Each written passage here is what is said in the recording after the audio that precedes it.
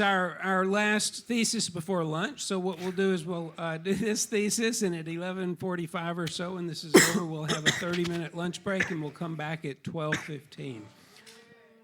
So, No, I don't think so. okay, so we'll start. This is Toby. Had a good time talking with Toby about his thesis all year. I've maybe unfairly and overused the phrase "get to work, Toby," but but he's done a great job, and I liked his topic. Very good topic. So these are his words. He says, "I would like to express my gratitude to Mrs. Strickland and Mr. Alita for sparing their time to serve as my panelists today. I'm also thankful to Mr. Zoran, Mr. Strickland, and Ms. Maymay for their guidance and support through the completion of this thesis. Above all, I offer praise and thanksgiving to our Lord and Savior Jesus Christ for his divine providence, his boundless mercy through the remission of sins, and his grace and guidance, through which this work was brought to completion." The title is "The Illusion of Sustainability: How ESG Indexes Reward Perception Over Reality." Give me just a second to get the timer set up, and I'll tell you when you can start.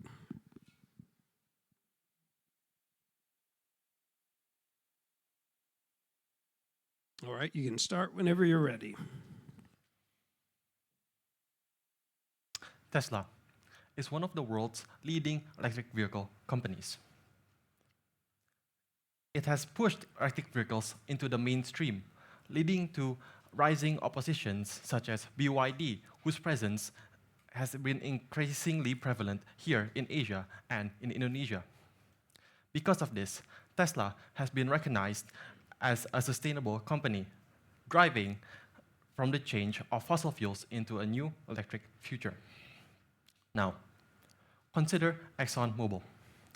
Exxon is one of the world's leading oil producers. They have been associated with carbon emissions, fossil fuels, and climate change debates.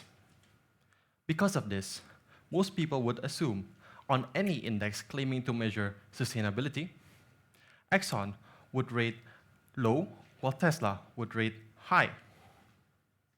However, this is not the case.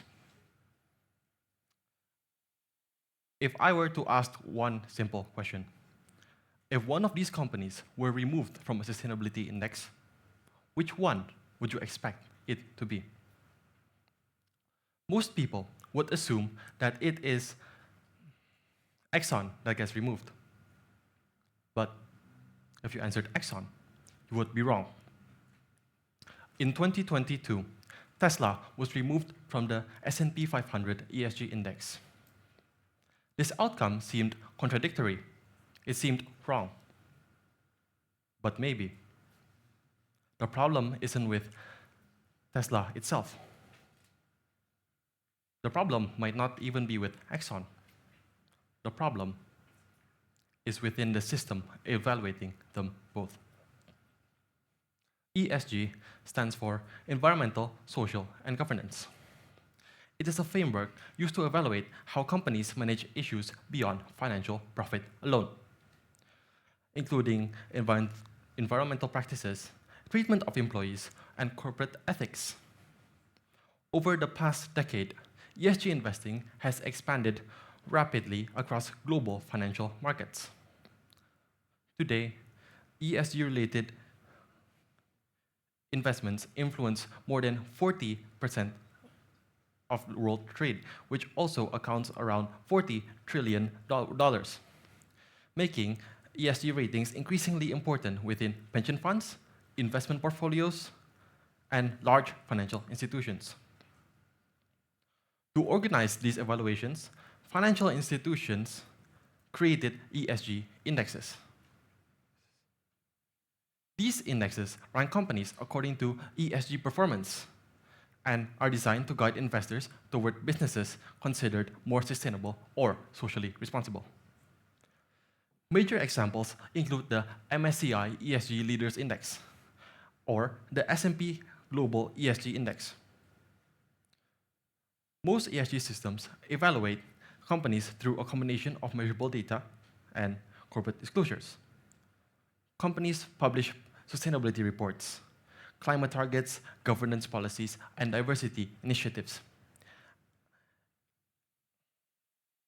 These materials often become major parts of ESG evaluations because companies help provide some of the information used to evaluate them.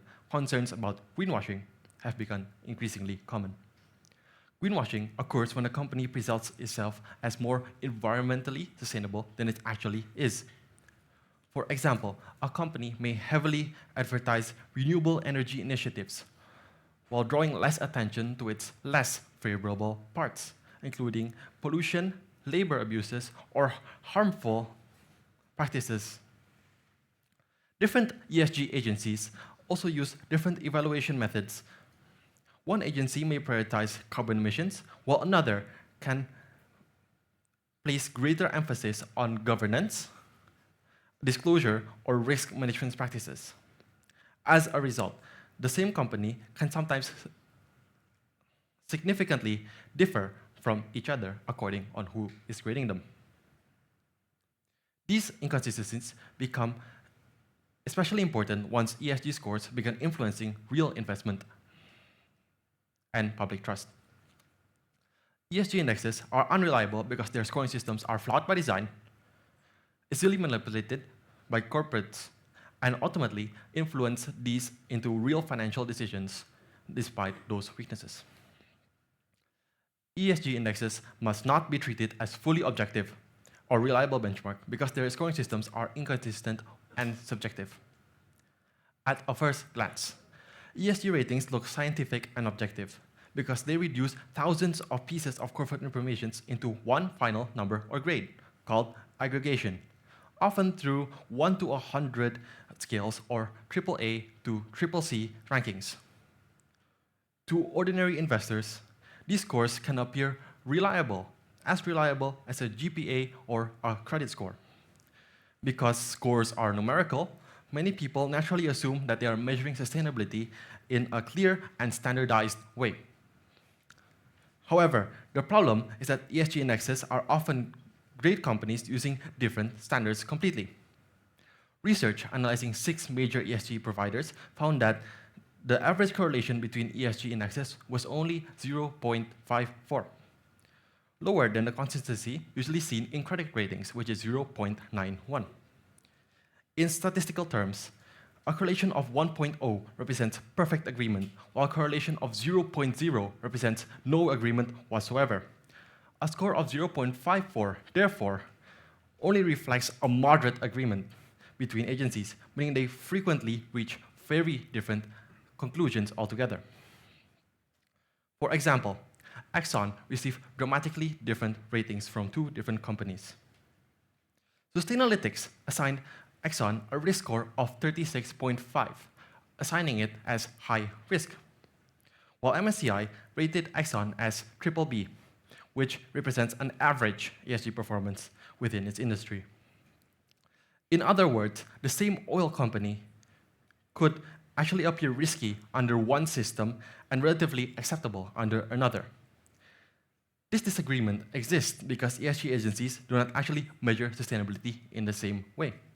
One agency may heavily prioritize carbon emissions, while another focuses more on governance structures, disclosure quality, or corporate risk management.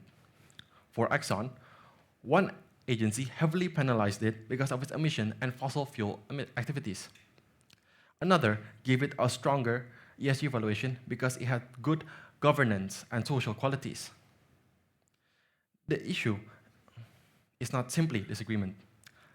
ESG agencies are often grading companies according to fundamentally different standards.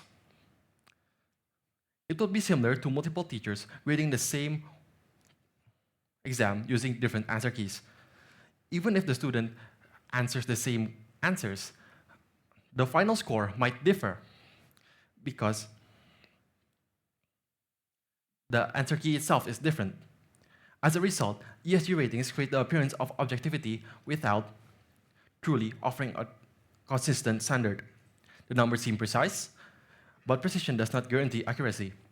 A score can look objective on paper while still being built on subjective assumptions underneath. The problem becomes even more serious once these inconsistent scores become combined into actual ESG indexes. Many people assume that combining different ratings automatically creates a more reliable result. However, averaging several inconsistent results does not equal to a reliable result. It simply hides the disagreement behind a polished final number. It is similar to averaging several false results from broken thermometers and assuming when combined altogether, it provides a correct average. The indexes look stable and authoritative, but underneath, there are unresolved contradictions. Investors often treat ESG ratings as measurements, when in reality, many of them are interpretations. The structural weaknesses within ESG scoring systems become even more serious when companies learn how to exploit them. ESG scores often reward reporting quality more than actual environmental performance. People tend to trust ESG scores the same way they trust grades on a report card. They assume a high score means the company is actually doing meaningful environmental work or social work. In reality, companies can sometimes improve their ESG image simply by improving how they present themselves. In many ESG systems, disclosure plays a major role. Companies that publish polished sustainability reports, detailed climate targets, and professional ESG documentation often receive stronger scores even when their actual environmental impact changes very little to no change at all. In many changes, ESG scoring functions like grading a student based on how polished the homework looks like, rather than whether the answers themselves are correct. It becomes similar to giving full marks on a neatly drawn graph rather than the actual content. The presentation indeed improves, but the underlying problem remains unchanged. A major example happened with DWS Group, one of Europe's largest asset managers. The company publicly claimed that many of its operations integrated ESG principles into its investment decisions. Investors trusted those claims because the sustainability reports looked polished and they are technically complete. However, regulators later found that many of those ESG claims were actually misleading. In 2023, DWS paid $19 million after regulators concluded that many of its sustainability disclosures did not match how the company actually handled their investments.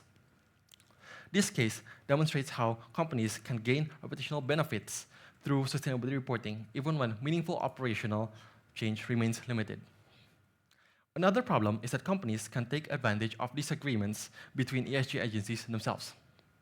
Because agencies evaluate firms differently, companies can highlight whatever rating portrays them most favorably. One agency's A may be another agency's B, or maybe even a C. It's similar to judging a cafe only because of its exterior, while not actually judging what food they serve, what's in their kitchen, and what's the actual quality. The restaurant may look clean and modern from the outside, but customers never see the conditions behind the doors. Recent research refers to this strategy as cross-washing. Companies improve performance in one ESG category in order to distract from weaknesses in another. For example, a company may score poorly environmentally, but still maintain a strong overall ESG score because of their strong governance ratings or polished sustainability disclosures. As a result, ESG systems can end up rewarding appearance more effectively than measurable impact. Instead of encouraging companies to solve environmental problems directly, these systems can sometimes encourage companies to become better at managing their options. The problem does not stop at inaccurate scores. ESG indexes can now influence real money, real investment choices, and real corporate behavior. Research shows that ESG-labeled funds attract significantly higher investor inflows than comparable non-ESG funds, even when performance differences are relatively small. Investors increasingly treat ESG labels as signals of responsibility, stability, and lower risk. The issue is that these investment decisions are often based on scoring systems that remain inconsistent and easy to manipulate. The Tesla and Exxon example demonstrates this clearly. Tesla was removed from the S&P 500 ESG index, largely because of governance concerns, while Exxon remained included because of its stronger governance and disclosure structures. This does not actually mean that Exxon is more environmentally cleaner than Tesla. It shows that ESG index inclusion can depend more on scoring methodology than on actual environmental impact. In other words, how sustainability is measured can sometimes matter more than sustainability performance itself. As a result, capital flows are increasingly shaped by labeling and scoring rules rather than by verified environmental structures. These ESG systems now function like traffic signs, directing where investors place their money. The influence of ESG indexes also changes how companies behave. Research shows that companies often adopt sustainability, high visible for sustainability initiatives because those actions improve ESG ratings and public image. Companies announce long-term targets, climate change targets, launch green campaigns, redesign branding around sustainability, or publish highly detailed ESG reports. Some of these efforts are actually genuine. However, many improve ESG perception far more quickly than they actually improve actual environmental outcomes. Companies increasingly learn that improving their sustainability can sometimes be easier, faster, and more profitable than implementing expensive structural reforms. The trade-off sits at the center of the problem. As long as ESG indexes reward appearance more effectively than measurable impact, greenwashing will continue to thrive. Supporters of ESG indexes argue that these systems still promote transparency and accountability, even if they are imperfect. They claim that disclosure requirements push companies to release more information, allowing investors to better evaluate environmental and social performance. It is true that transparency matters. Investors cannot evaluate companies without information. However, greater disclosure does not automatically mean greater environmental progress. A company can publish policy sustainability reports, announce climate targets, and create formal ESG policies while leaving its actual operations largely unchanged. In many cases, ESG systems reward presentation more effectively than measurable environmental impact. Supporters also argue that ESG indexes still encourage companies to improve because firms want stronger ESG scores and inclusion within their major indexes.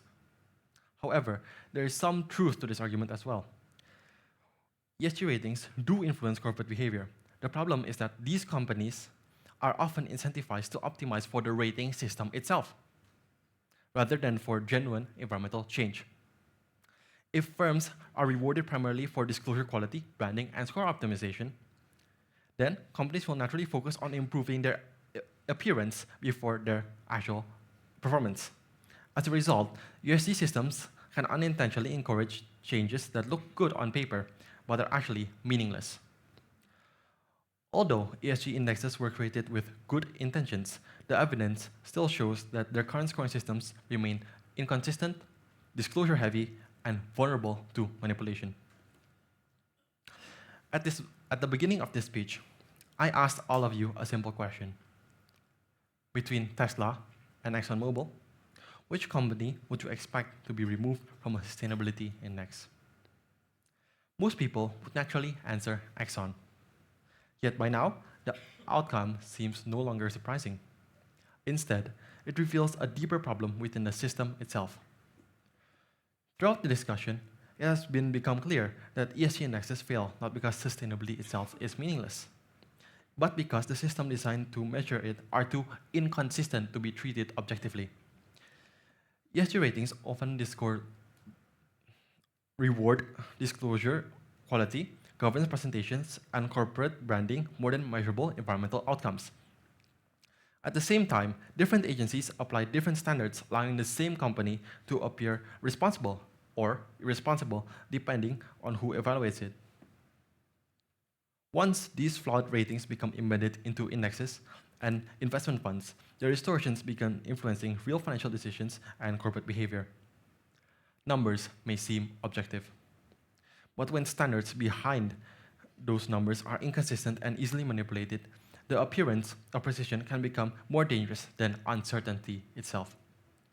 A benchmark that rewards presentation over performance does not simply distort sustainability. It reshapes how society understands sustainability itself.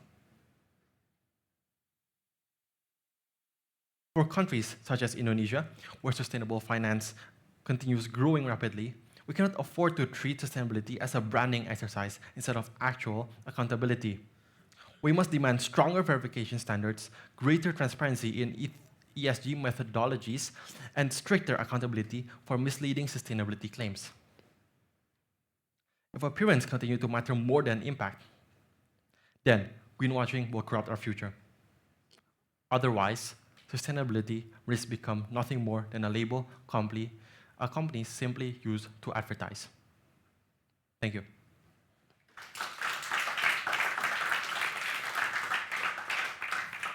All right, thank you, Toby. Our panelists are Ms. Strickland and Ms. Erlita.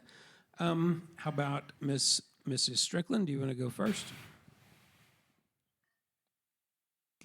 Hi, Toby. Thank you for sharing this. I have to confess that I had no idea what ESG was, and so I have been very informed by your paper. So thank you for spending time researching and writing a topic and then sharing it with us today so that we could become more informed about things that are on the global stage. So well done. Thank you, Miss. Yeah. So I wanted to ask you a little bit. You were using primarily as a prime example the difference between Tesla and Exxon. And I wanted to sort of push back and ask you, don't you think that ESG index actually worked when it said that Tesla needs to be kicked off the S&P? Because the stated reasons were, you said, governance issues. Right. I think there were some also environmental issues as well. Is that correct? To a degree, there are some environmental issues, but Tesla did try to improve on how electric vehicles reducing its carbon impact. For example, in Texas, they created a large lithium processing factory, which actually produces up to 30% less carbon than traditional factories, for example, in China or as an average in the whole world. Okay. Well, the reasons that was stated was that Tesla had an extreme lack of low carbon strategy. So they weren't just kicked off for some of the reasons that you said. It wasn't just a governance issue, which also was in place because there were claims of racism and poor working conditions. So I'm just wondering, it seems to me, even though it's counterintuitive, right? Like you said, if we're going to compare Tesla with Exxon has got this really bad reputation because they're a big oil company, meaning cars polluting the world. But Exxon produces more than just cars.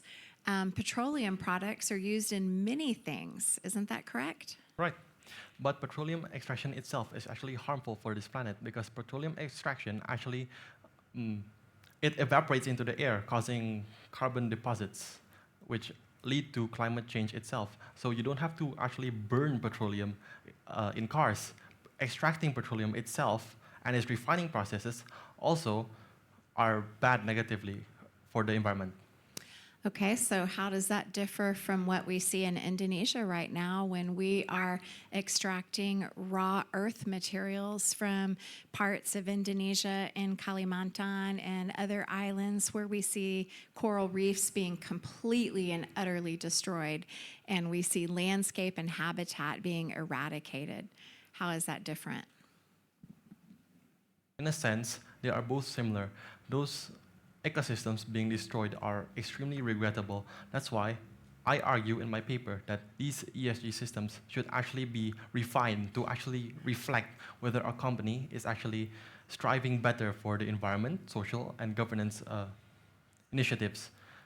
If these indexes do not remain consistent, then we would never truly know whether these companies are actually good or bad for the environment because it is skewed up in their indexes. Yeah, so I'm struggling to understand that answer because what you're basically saying is the ESG Sustainability Index is what helps us understand whether they are having good environmental policies, having good social policies for the employees, and having good governance policies. So my point is Tesla was kicked off the S&P because it's working. That's my point. So so tell me how this is not working. I'm struggling to understand because I don't think there will ever be a perfect tool. So maybe tell me instead, what would you propose? How could we change this to be better? In order to change ESG indexes into better, there must be more transparency and more reform in the system itself.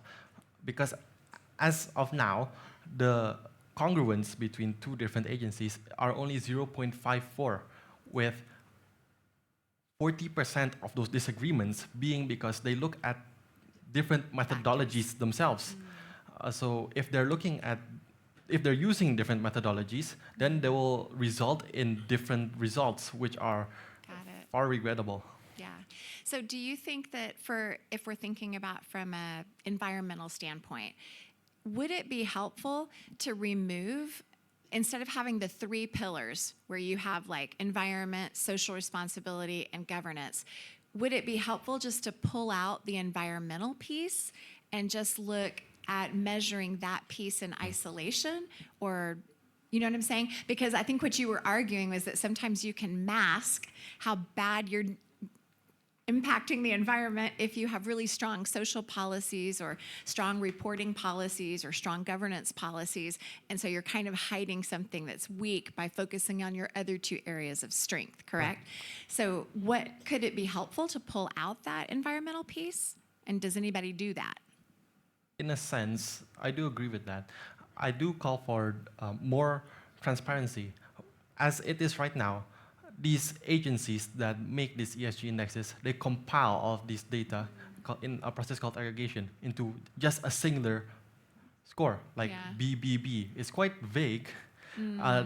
Therefore, I would like the scoring system to be a score for environmental, a score for social, and a score for governance. That way, we can see how these companies work behind these individual structures. Okay, so like if you get a AAA score, are you supposed to assume that the A means A in environment, A in social areas, and A in government? So are there any scores that are like a C, A, B? Does that happen? The current AAA to CCC is being done by MSCI. How it actually works is not that the A stands for governance, the A stands for social, and the A stands for governance. It works as a system. It's AAA, AA, A. It goes down to triple B. I see. So on. Right. Yeah. So what you just said earlier makes more sense. Like if we could separate these pieces out and kind of grade them one by one instead of having this average that might hide things. Yeah, I think that's a great suggestion. Good. Maybe one more question. So let's see. I had something in here. Okay, you mentioned something about a polished sustainability report, so that this is a way, I think some companies, they hire external agencies to create these sustainability reports that make them look stronger than maybe the reality is. Is that correct? Because there's like a template or a format that makes the presentation pretty. Is that what you were kind of arguing? What I'm arguing is that these informations are usually disclosed by the companies themselves, which it is the responsibility of the agencies creating the ESG indexes to actually audit them. The problem with these data is it's self-disclosed and it's hard to fact-check. Right. So that's what I was going to ask you. So who are these companies? I think you listed maybe there's 6 different companies that give these different ESG scores. And by the way, is this only in the United States, ESG, or is it global? ESG, it's concentrated 80% in the US and EU because of their sheer market size. But the rest of the 20% are in the rest of the world. Okay, got it. So everyone around the world knows the ESG framework. Yeah, okay. Yes. So then these organizations that are the ones that say this is their score based on their different weighting and measurements, I got that. So you have 6 agencies. Are they private agencies, or are they for-profit agencies, or are they like agencies that have been issued by the government that are meant to be like accreditors to like audit and validate that what's self-reported is true? There are some private institutions and there are also some government institutions. Okay. The government institutions include the US SEC yeah. and the European SFDR. Okay. The rest are largely just for-profit organizations, mostly Interesting. based in the US, such as Morgan Stanley, Yeah. the S&P, etc. Yeah, that makes sense. So there's a real incentive in the market, right? So companies said, oh, there's a need to help brand a big company in a way that is a marketable way for sustainability. So we will take on this like evaluation and give them a valuation that maybe looks stronger than the reality. And that's pretty much what you're saying. That should stop. So who should stop that? There exists the SAC and the SFDR, as I mentioned, but the problem with those are just recently developed and are developing to this current day. I believe the SFDR was introduced in 2022, which is just 4 years ago, and as of now, they are making reforms, but I still do believe that these reforms are not enough since the 0.54 agreement is actually new data from 2025. Oh, okay. Yeah, so Okay. so something exists, but it's maybe just not going fast enough or far enough. Right. Okay, thanks, Toby. All right, we Thank you, need to Miss. move on to Ms. Erlita. Toby, thank you Hello. for presenting. First of all, thank you for researching and writing those paper. I enjoy reading it. I learned a lot from it. And also thank you for being so brave. Okay, so my question is, I know that from the paper you wrote, that you think the ESG levels is not that effective to measure the index, the rating index that is used to measure the ESG levels is not that effective. Do you have any suggestion on how ESG should be measured? Okay. As for now, how ESG is measured is by aggregation. And it is by looking at thousands of data points compiled into one. And what is actually viewed is the methodology, the scope, and its methodology, scope.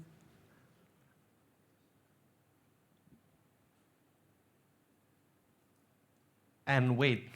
Yes. But the problem with this is there's no singular agreed way because by methodologies it differs by 48%, by scope it differs by 6%, and by disagreement it disagrees by 56%. So how these data is being viewed is actually different. How to improve this is actually to have a singular standard on what sustainability actually is. So all of these agencies can actually look at the same thing. That is one of the largest concerns that I believe should be implemented. Okay, thank you. So what I gathered here is that there are 3 core components that to the problem. The first one is the ESG rating index. The second one is the agencies because they have different understanding on sustainabilities, and also the companies itself being evaluated. So how does each component need to be improved? You mentioned one component to be improved, the agencies. The agencies have to have one standard Yes. measurement. How about the other 2? How does each component needs to be improved? And out of those 3, which one do you think should be prioritized first, as the first one to be improved?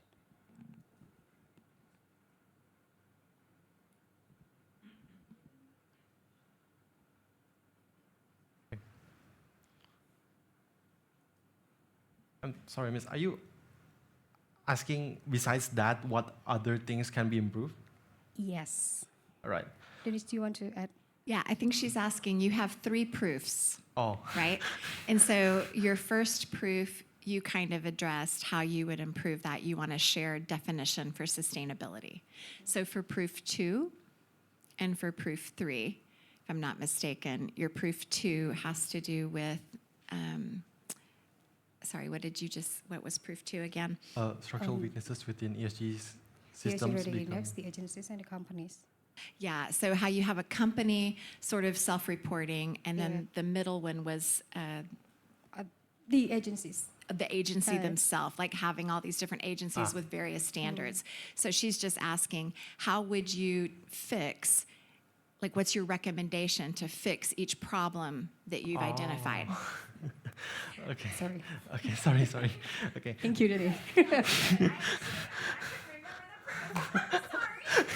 Okay. To answer that question, Yeah. the main problem with disclosure is that these companies provide it themselves. However, a good alternative is actually what Ms. Denise said earlier, is that it should be given to a third party first, and this third party should do all the audit checking, which then would actually make it easier for these ESG agencies to evaluate and could fact check it even more.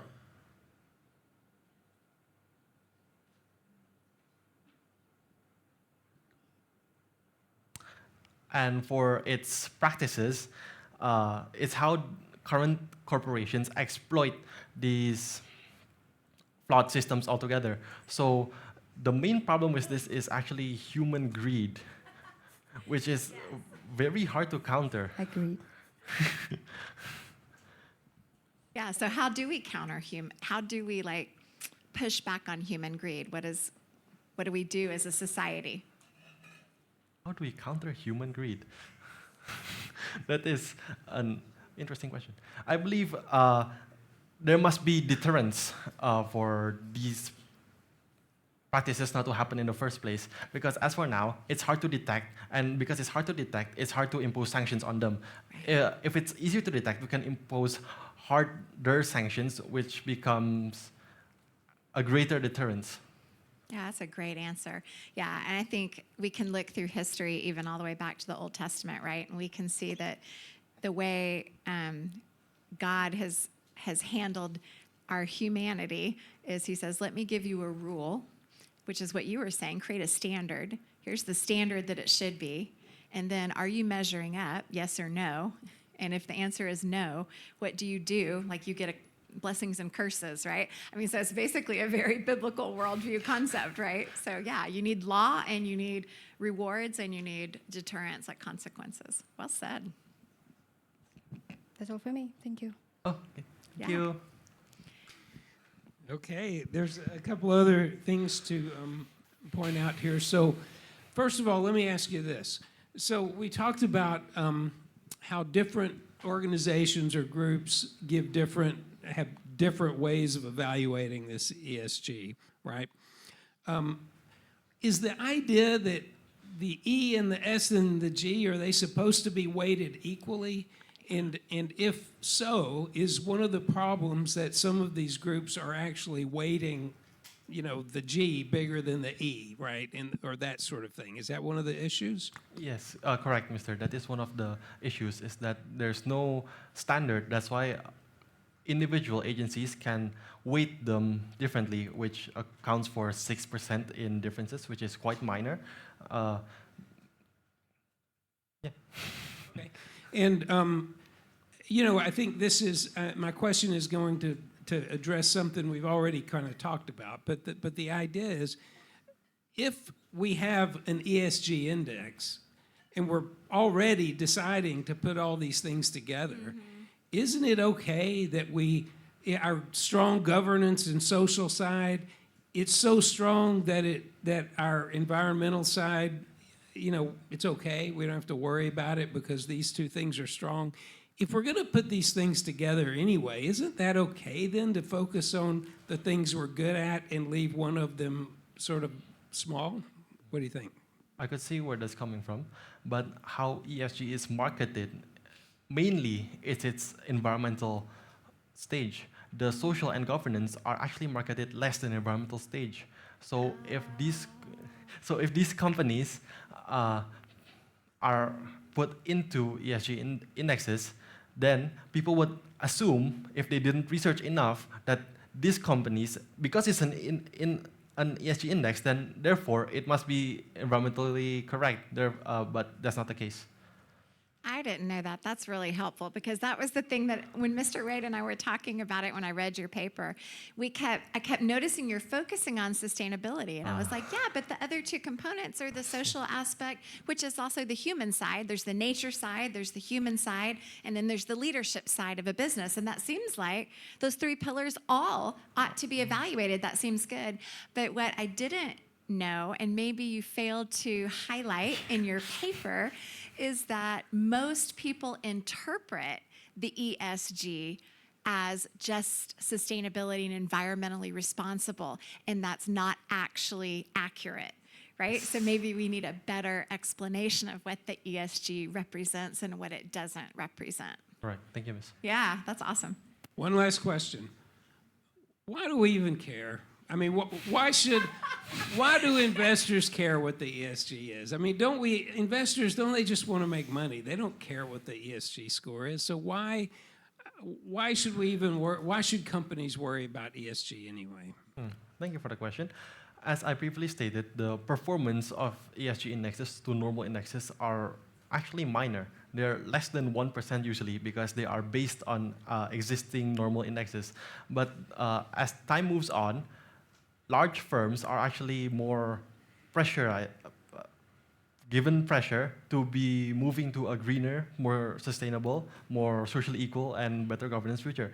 This pressure exists from politic groups, governments, and even people themselves. So I believe that, that should be what should be done. Okay, good job, Toby. Thank you. Thank you.